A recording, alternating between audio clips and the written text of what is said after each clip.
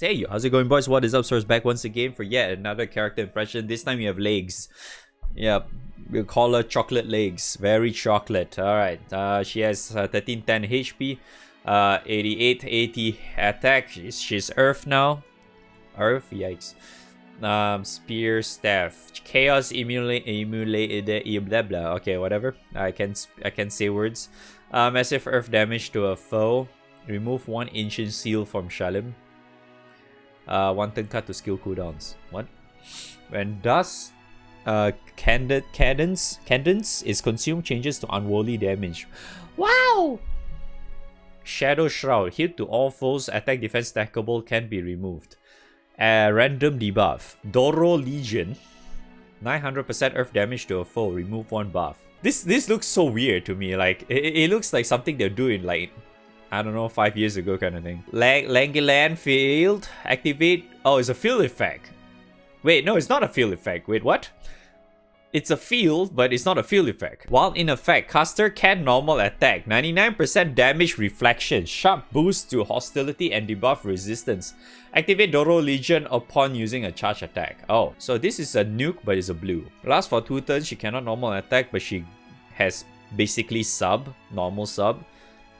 Full resistance, and auto activates that second skill on Ogi. Beyond festivals, 2 ancient seals to Shalem at battle start. When all are removed, deals multi attacks, debuff skills, and charge attack activates twice. Wait, what?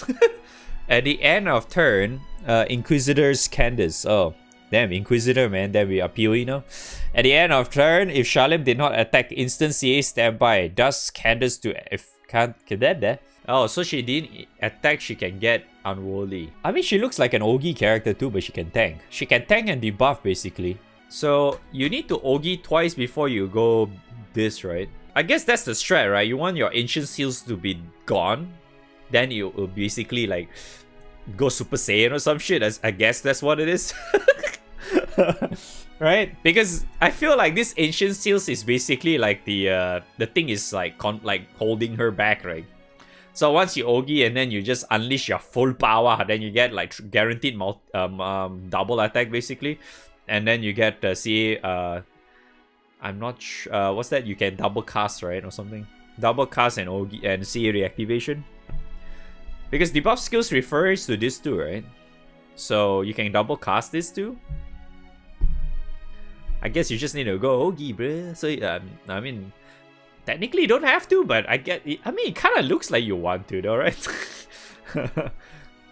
I mean, it does look like you want to, because you want to refresh this non-stop now, right? Right? Because the cooldown is pretty high, right? This is 6 turns. This is 7 turns now. Yeah. So you want to reduce this, right? Alright, numbers. So this is the guaranteed one. One is random, right? 10%. 10%, 10%. And then I mean, the rest is quite... This is 100%. Forfeit is straightforward. Corrosion, Charm is whatever. This one is 50% accuracy down. This is 20%. And supplemental, you get 30,000. So it's basically 1 extra debuff only, right? Yeah, so it's basically 2 plus 1. Random ones. Alright. So this one's max 30% then, right? Yeah, max 30%. Cool. And then this one is 1 million. 1,020,000. And then dispel. And then the third skill is... I mean, third skill is pretty straightforward, right? Yeah, third skill is pretty straightforward. She has 99% damage reduction, basically. But she's repelling the thing as well. She cannot normal attack. She has full hostility, so that's kind of like substitute. And 100% debuff resistance, so she's immune to all debuffs basically, except for the ones that's supposed to be guaranteed or whatnot, right? Some bosses have that thing. And then every time you Ogi, you auto cast your S2. Okay, this one's all self-explanatory, right? Yeah, her passive is quite straightforward. All right. Yeah, I mean, she is pretty good. She looks like she's really good for hard raids too. Seriously, this character looks insanely good for hard raids. I mean, then again, even Noah was pretty good too for like hard raids, because her skill set looks insanely good for hard raids because you can like have permanent debuff, right? permanent debuff. Ogi, you can dude, hard rates, you cannot go wrong with Ogi, alright, to be fair. You cannot go wrong with Ogi. And then you have like insane dispels as well, because you're gonna cast this a lot. And then you basically have a free sub and like you can tank with it, right? It's pretty good. So as long as you're like, oh shit, if you can sub. So basically, for those who are not familiar with how Substitute works, Substitute is basically like the character that has Substitute will go on, like all the attacks will go to the character. But if the Ogi is multi-attack only, right? There's specific like triggers that they will probably mention when you click on them. It says that it'll hit you like how many hits, right? If they specify like maybe like 5 hits or some shit to like random allies or whatever, those kind of stuff, that one it will work. If it's like just straight up all allies, they just do like one hit all allies, Substitute would not work unless it's mentioned specifically, because there's very obvious ones is like you take like what's a good and you just take Kubira. I guess Kubira is an obvious one. Where is she? Where's Kubira? She's like so far behind though. Where the hell is she? There she is. Yeah, so like this one, right? Is it a third skill? Yeah, there. So it will mention here, right? It will receive all allies, all attacks in the place of allies. But then you see here in brackets, it says include all ally attacks. So if this is mentioned, it means it'll include the one that has all ally, the one that aims at all allies. But for some reason, this doesn't work in Agastya, because Agastya is a piece of shit. So we don't talk about that. But yeah, so that's the kind of like the difference between all ally sub and one is a normal sub, okay?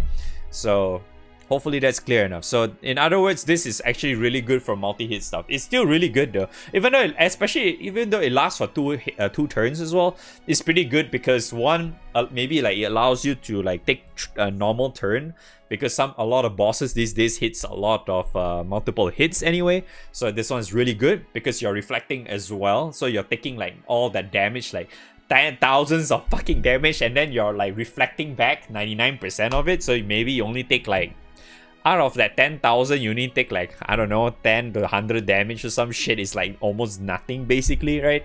And then at next turn, you get like the trigger, the multi-hit trigger or whatever. So, you know, you can kind of like do that kind of like setup to make this work more efficiently or some shit, right? And then not to mention, because like I said earlier, this character is more towards like Ogi, because you want her skills basically scream a lot of like, you want it to be reused again in very quick succession. So in order for you to really do that, you need to Ogi a lot. And in order for you to Ogi a lot, you need a lot of Kango and a lot of meter generation. And because she's in Earth, you have one really good character that lets you do that, aka called Octo. Or if not, you can also use, if you somehow have the Valentine Monica, you can use that too. Because yeah, just Ogi, man, just Ogi, bruh. Just Ogi, bruh. That's the thing. Earth can do that very, very easily. So let's see what's this. Of course, you give an Ogi base weapon as well.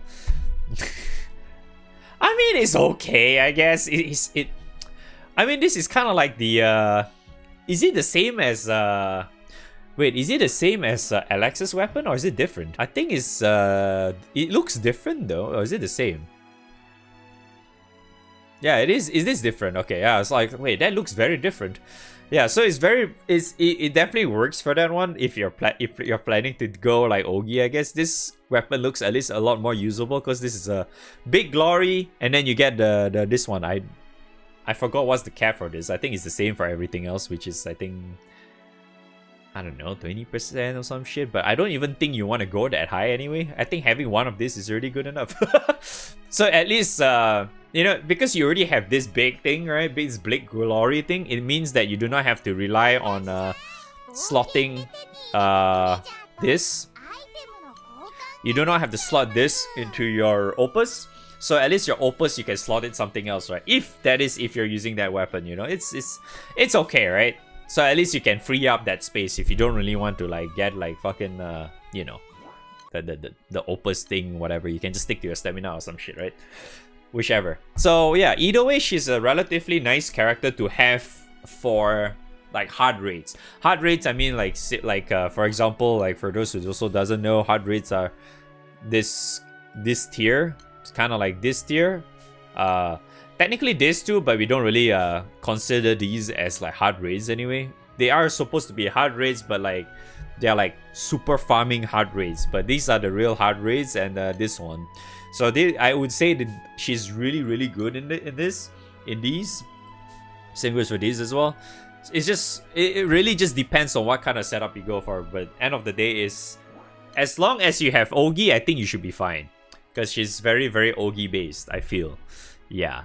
So good utility. She has good utility, and she has basically like self-sustaining in a way, like giving herself meter and shit, whatever, because you know, like this thing just basically allows her to get more out of herself, right? Instead of relying on other characters to give her, you know, rather than it's that kind of situation where you have to rely on other characters for the said character to work. Thankfully, she's not.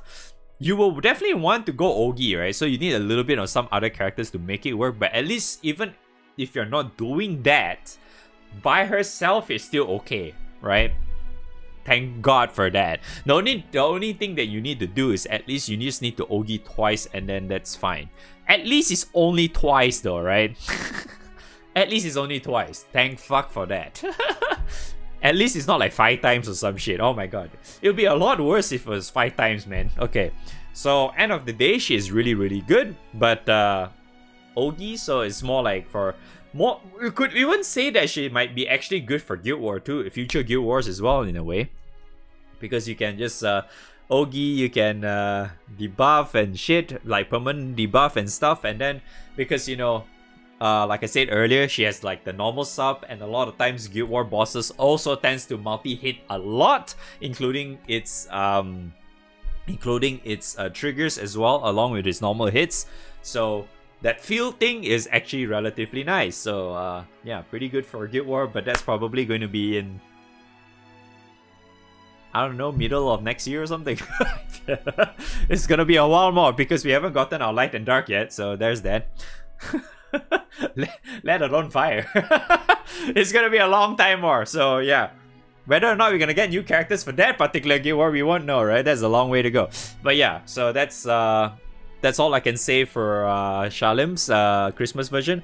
Hopefully you guys find that helpful in any way, shape, or form. I'll see you guys next time, and I have no idea when is that going to be, but I'm gonna POE right now. All right, bye.